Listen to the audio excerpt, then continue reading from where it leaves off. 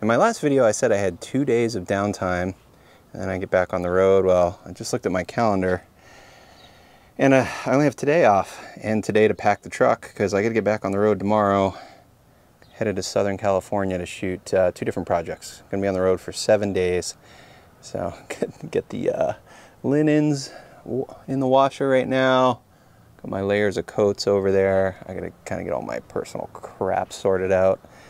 But for these 2 jobs, I'm shooting 3 different cameras, different times, different projects. So anyway, I got my tripods here, my usual cart of support, my living accommodations while I'm on the road. Though I rented a nice little guest house that I'm gonna stay in when I'm in California. All right, so let's start here at the back. So taking the jib on this job. I think we're only going to use the jib 1 day, maybe 2, but this is the rolling base for it. This is the low pedestal and the high pedestal. Could go either way. We're going to be in a house location, so I like to run the low pedestal because it keeps the orientation of the arm kind of at a 45 versus high pedestal. It's usually parallel with the floor for most shots, which makes it just a much wider footprint. In the studio, it's not a big deal, but on locations, it's problematic, and that also puts the counterweights at head height when you're on the high pedestal. And this thing telescopes. That's actually in the shorter position. It goes up another 3.5 feet.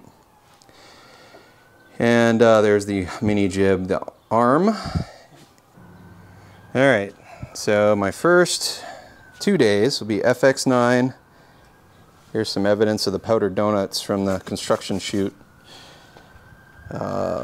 Pocket 6K kit, threw some rods in there and a few other brackets, wireless video transmitters, nucleus, focus control, ND filters, 11 to 16, 24 to 70, 2.8. We're not using the gimbal as usual. You hear me say that in every video. You can maybe start to understand my love affection for those things. And then this is my stand-mounted mirror image teleprompter. It's 15-inch diagonal, and it's a daylight viewable screen. And I'm going to swap this out with my camera-mounted version that runs right on the tripod with the camera, TV studio style. Nick's got my other prompter, and this is better for him for the stuff he's doing, and I prefer the other setup for what I'm doing. So then I have a day of car shots, interior. We're going to do those on the Pocket 6K. I got my big suction mount, Pelican case full of miscellaneous rigging hardware, hi-hats, and then on, I think it's Friday, it's an Amira shoot in a studio environment with the teleprompter, but I'm going to use the camera-mounted rig that's already in California. We're going to do that whole show on my 17 to 120 on the Amira.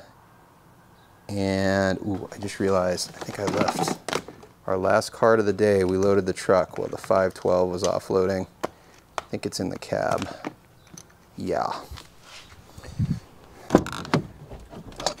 Oh, look at this mud. I'm not gonna have time to clean the van before I get back on the road.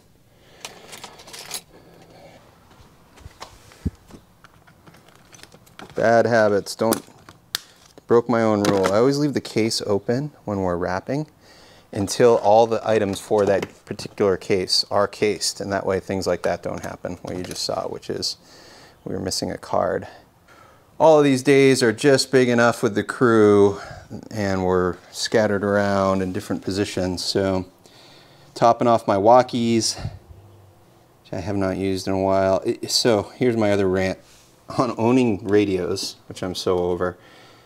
Every time these go back in the case, there's always 1 or 2 that get left on.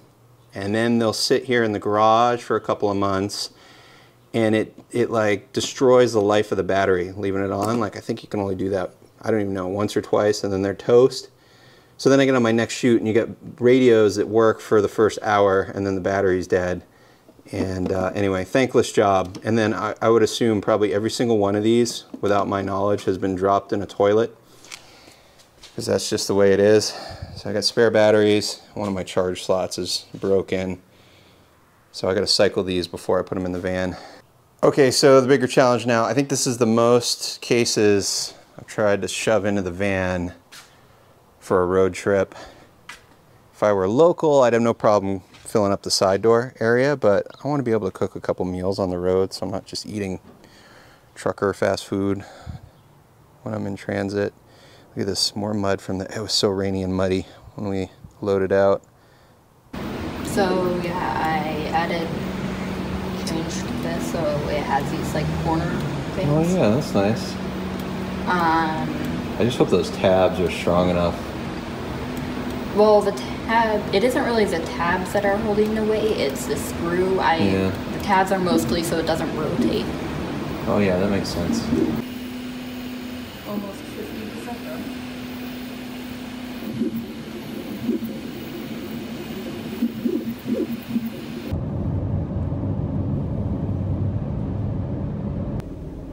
All right, we're at the Texas Canyon Rest Stop in just outside Benson, Arizona.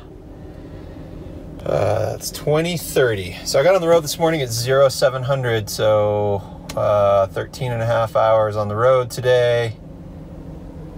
Knocked out 800 miles out of 1300. I think it's like 1320.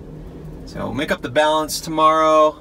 Staying in Orange County for 3 days and working there, and then I gotta go up to LA. I'm gonna go for a bit of a walk. I've got fond memories of this particular rest stop. I remember stopping here when my son was 3, and he just climbed around on boulders.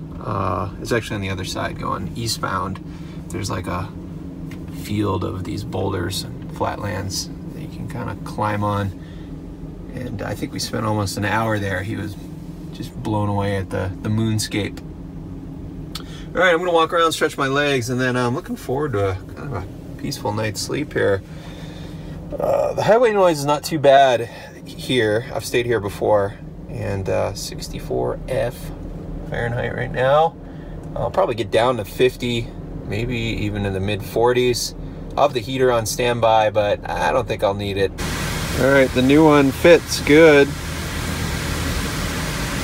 No issues there. I'll mount it on the camera in a little bit. I'm actually waiting at the car wash right now. The van's covered in bugs. We're shooting Sony today, and I'm gonna shoot the Amira on Thursday, and this should fit the Amira no problem, but I just discovered the screw that I have is just a little bit too long. That's the right length for the Amira, but the Sony cam, the tapped hole there is not as deep as the Amira. So I need another screw that's the same size as the one that's holding the transmitter in. So I'm gonna pick one of those up today. This looks good. See, I can still grip the handle. And then on the Amira, it's on the front side going forward. But good to go. Actually, I'll be using my right hand. And this is the new one.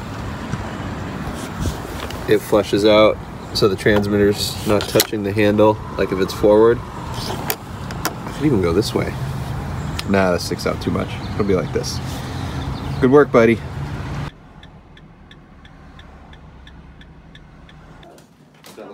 Staged? Using a Tesla as a light source.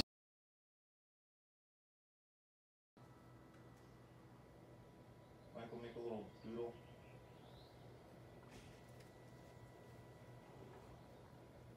Okay, that's it. Okay, so we're watching the video, and action. Go back there. I'll use most of this. Is the phone? Yeah, I feel like the phone's too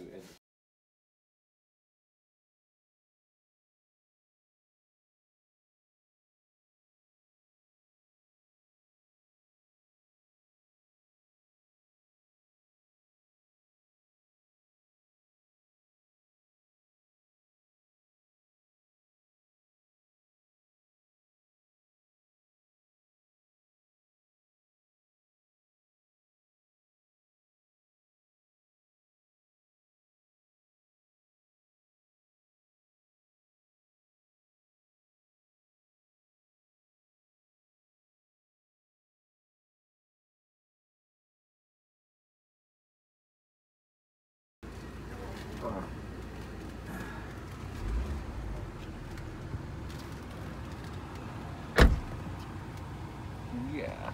Thank you. Of course. There you go. All good? It is, except there's nothing in there. Oh, that'll do it. Thank you. And I don't need the, sorry, I don't need the adapter ring. Okay. Just the filter. It's probably on the other lens, eh? Yeah, who knows. Ready when you are, Dave. And rolling. Alright, and action.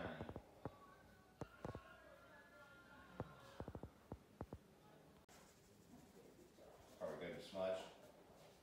Yeah.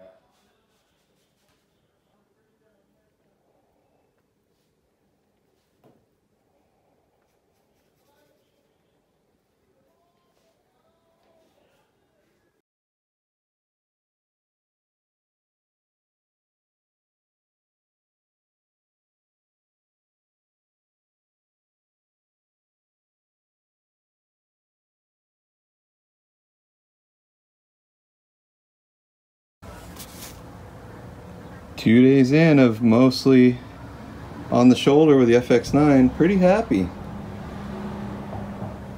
I don't have any pain or fatigue. Just a little heavy on the forearm. I wish it was a little more centrally weighted on the shoulder.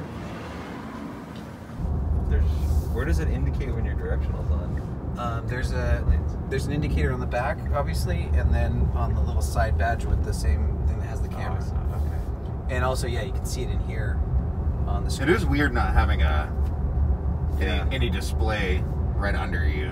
Or, Yeah, you know, you also get used to that too. in Like, front of you. really, most of the information you need is like right in that top left corner. Where Yeah. and it's all big and stuff that's all you need.